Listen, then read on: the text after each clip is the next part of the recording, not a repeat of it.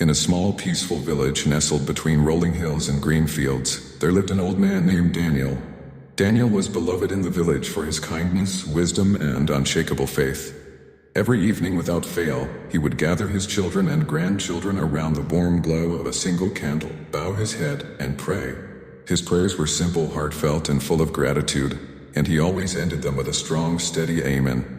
One evening, as the sun set and cast a golden light over the village, Daniel's young granddaughter, Emma, sat by his side. She had been watching her grandfather closely, especially curious about the way he ended each prayer with that mysterious word. Amen. To her, it seemed like just a word, yet the way her grandfather said it made it feel like something so much more. "Grandpa," she finally asked, her small voice breaking the quiet of the room, "why do we always say Amen at the end of our prayers?" "What do we always say Amen at the end of our prayers? Does it mean?" Daniel looked down at his granddaughter with a soft smile, his eyes full of warmth and understanding. He took a deep breath, realizing that this was the perfect opportunity to teach her something that had guided him through all the trials and blessings of his life. "Amen is a powerful word, Emma," he said gently. "It means, so be it or let it be true. When we say it at the end of a prayer, we are putting our faith and trust in God's hands, knowing that He hears us and that what we've prayed for will happen, even if we can't see it right away." Emma's eyes sparkled with curiosity. "So it's like a promise?" Daniel nodded thoughtfully. "Yes, in a way it is. Amen is our way of showing that we trust God." "Yes, in a way, it is. Amen is our way of showing that we trust God. We say Amen to let Him know that we believe He'll take care of us in our prayers, even when things seem uncertain."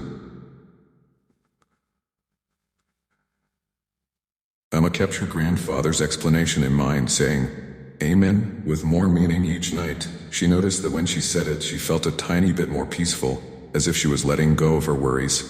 But then, one summer, a terrible drought hit the village.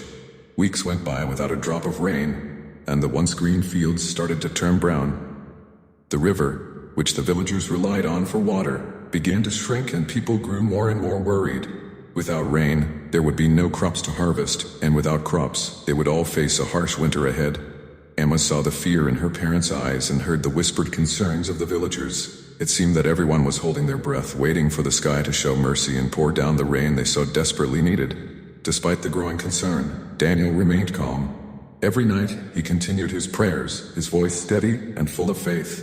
And every night he would finish with his strong and unwavering Amen. One night, as the drought dragged on, Emma approached her grandfather with a worried look on her face. "Grandpa, do you think God hears our prayers? We've been saying Amen every night, but still there's no rain. What if He isn't listening?" Daniel placed a gentle hand on her shoulder and knelt down to meet her gaze. "Emma, God always hears us. Sometimes, though He has a different timing or a different plan. Just because we don't see the answer right away doesn't mean He isn't working. Remember, Amen means that we trust Him no matter what." Emma nodded, but deep inside, she still felt a tiny seed of doubt. Why wasn't it raining? The days grew hotter, and the village grew drier. The crops were withering, and the river was nearly empty. She began to wonder if her grandfather's faith was misplaced. One morning, the village elders gathered and decided to call a special prayer meeting. All the villagers assembled in the town square, where they joined hands and lifted their voices together, pleading for rain. Their collective prayer filled the air, rising like a great wave of hope and desperation. When the prayer ended, everyone held their breath, waiting to see if a single cloud would appear in the sky. But the sky remained clear and empty, the relentless sun continuing to beat down on the parched earth. Disappointment washed over the crowd, and many began to murmur their doubts aloud. Yet Daniel remained calm, his faith as steady as ever.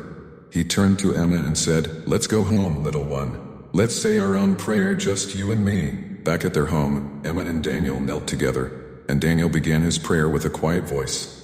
He thanked God for the many blessings they had, even in the midst of the drought. He prayed for the crops, the river, and the people of the village, and as always, he ended with a powerful Amen. Emma looked at her grandfather, still puzzled by his unshakable faith, but she whispered her own Amen, and for the first time, she felt a glimmer of the peace he always seemed to carry with him. That night, as they slept, a strange sound filled the village, a sound the villagers had nearly forgotten. It was the soft, steady rhythm of raindrops tapping against the rooftops. The rain poured down, filling the river, nourishing the crops, and quenching the earth's deep thirst. When Emma awoke to the sight of raindrops glistening on the leaves outside her window, she felt a joy unlike any she had ever known. She ran to find her grandfather, who was already outside, his face turned toward the sky, his eyes closed in quiet gratitude. As Emma stood beside him, Daniel looked down at her with a gentle smile. "You see, Emma," he said softly, "sometimes we just have to be patient. God heard us, just as he always does." Emma took her grandfather's hand, understanding for the first time the depth of that single word. Amen wasn't just a word they said out of habit. It was a word of trust, of surrender, and of hope. It was a word that connected them to something greater than themselves, something that would always be there, rain or shine. From that day on, Emma knew that whenever she said, Amen, she was letting go of her fears and placing her trust in a love and wisdom far beyond her understanding. She knew that Amen was a promise, not only to believe in what she could not see, but to trust in the journey itself. And so, in that little village, the word Amen took on a new life, whispered, not only at the end of each prayer, but carried in the hearts of all who had witnessed the miracle of faith and patience.